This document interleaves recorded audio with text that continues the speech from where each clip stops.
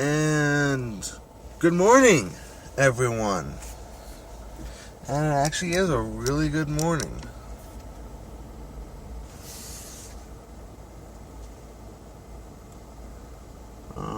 If this person will decide where they want to drive. I'm still in my driveway and still people can't figure out where they want to go. Alright. Oh well. I am out. Alright. Well, now I've wasted like 40 seconds. Good morning again. It's Wednesday. And I'm gonna fulfill my promise to you guys. Well, not really a promise, but I did talk on potentially having today's topic be my book, or at least, well, not my book, but my story. Oh, I wish it was a book. My goodness. The one that I have a lot of editing to do on. So, not the crappy one. The one that has some potential. And so I do have it titled Dawn of Emotions. I wanted to give it a slightly clever...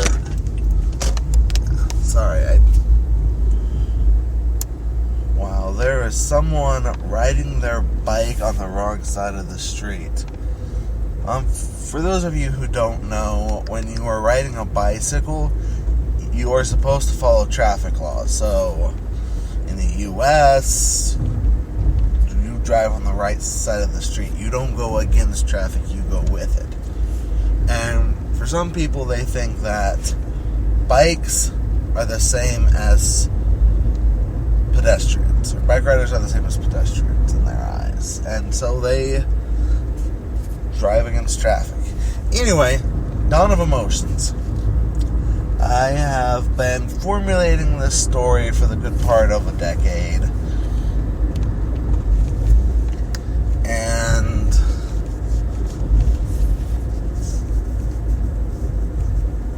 yeah. I mean, I've had this idea in my head since like 2009, I think. Fairly certain it was 2009.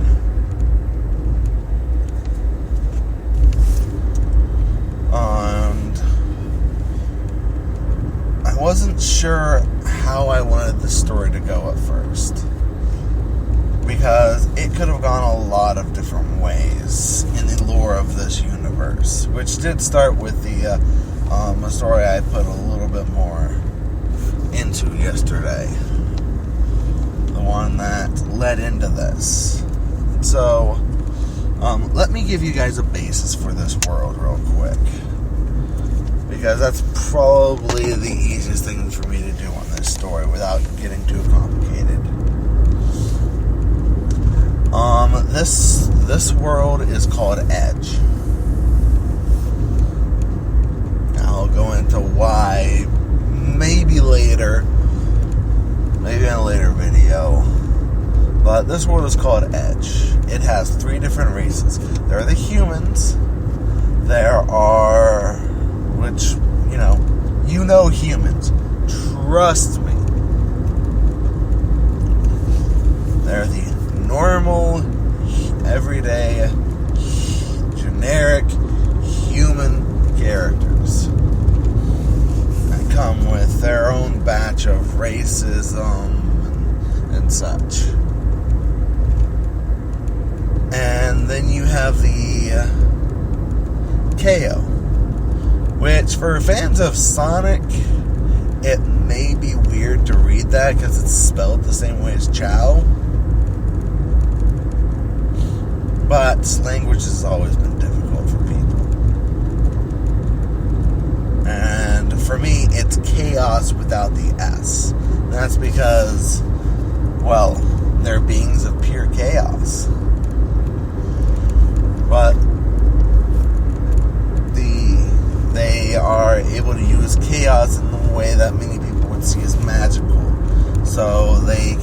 use chaos to distort the fabric of the universe by destroying things, creating things from practically nothing.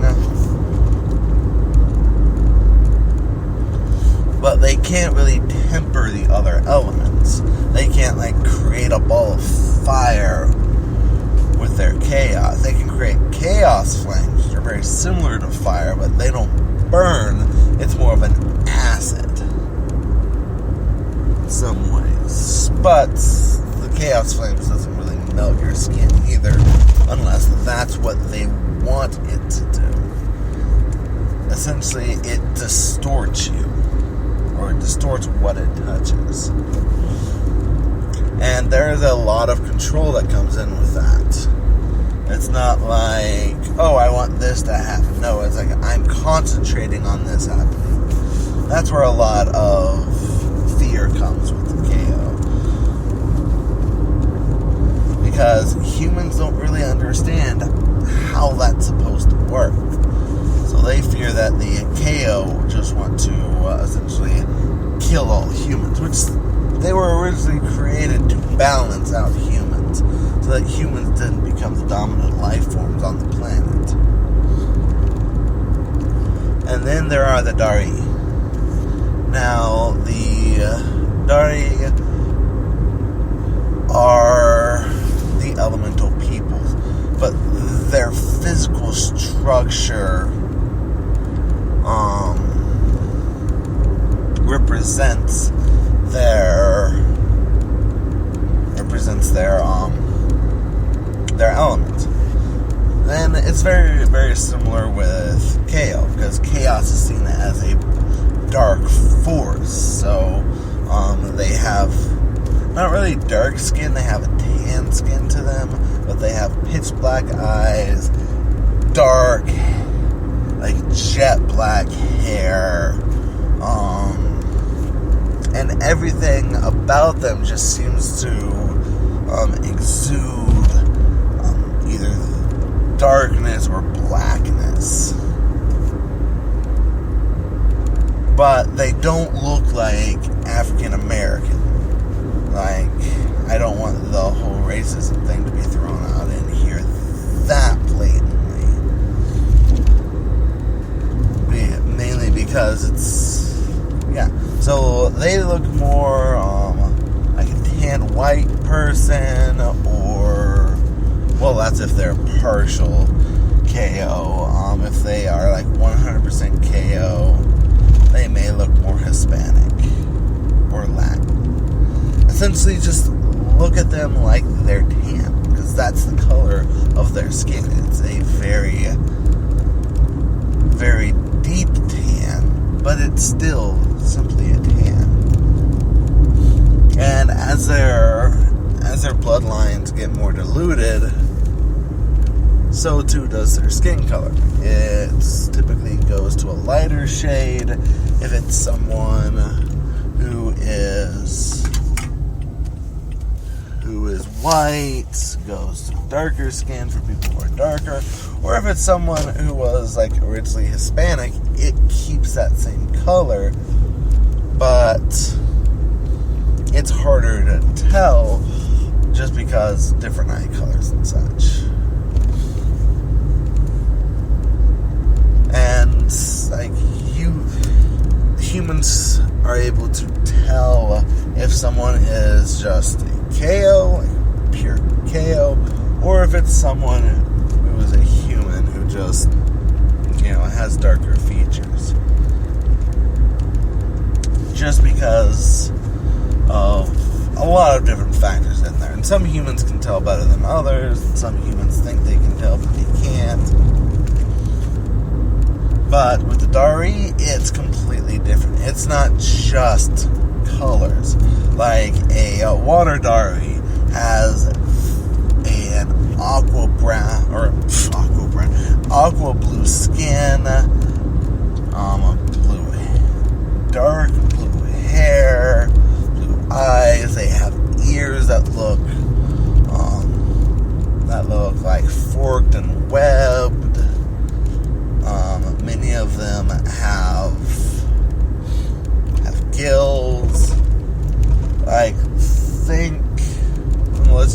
think of Zora. And the Earth Dari, think of humanoid Goron. So not really like these huge, or these like rounded creatures that look like boulders. Like Earth Dari can't really change into, like roll up into boulders or anything like that. And the Wind Dari and the Fire Dari, they're about as basic as they sound. This is essentially what I'm getting. Now then, Crea and Dawn, it's a very interesting story between the two of them, because Crea grew up hating Dawn. She never even met the girl, first and foremost. Crea and Dawn have not, like, formally met when you start reading the story. And Crea goes to, or does a class assignment where she completely disrespects Dawn. And her teacher reports this to her mother, and Crea's mother Crea's mother has Crea go to an oracle. Now this oracle has a very specific room set aside so that Crea can experience everything about Dawn.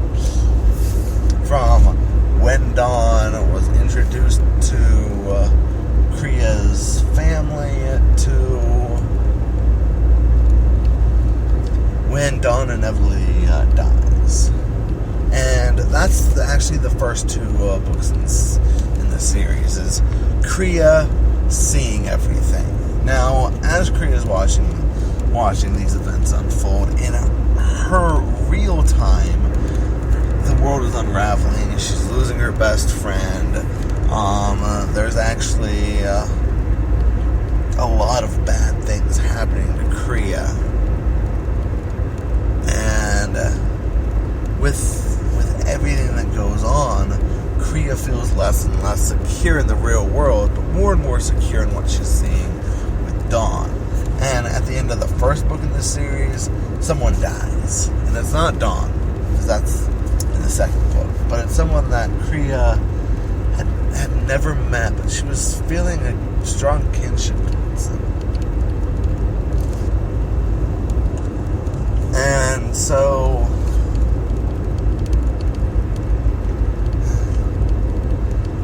from there, that transitions to the second book, where Crea starts to become stronger, building herself up, because between the end of the first book and the second book, or the beginning of the second book, there's, I believe, a 3-year time skip, because Crea just decided to just stop. And so she's grown up a little bit, and she's able to handle things more. She decides to go back into it and finish right where she picked up. So it's blasting her again. She's trying to hold on to it, but then that book ends, and then the third book comes along, and Crea is trying to find a way to save Dawn. And it goes into this huge thing where Crea knows that she's able to tamper with time even when she's just visiting it. And then that breaks into an all-out war between Crea and the goddess who created the KO. Because Dawn is actually a partial KO. And I think I want to continue talking on this and the theming that I have in these books more tomorrow, because I am all out of time. Sorry I had to build up the world. Anyway, thank you for listening, and have a great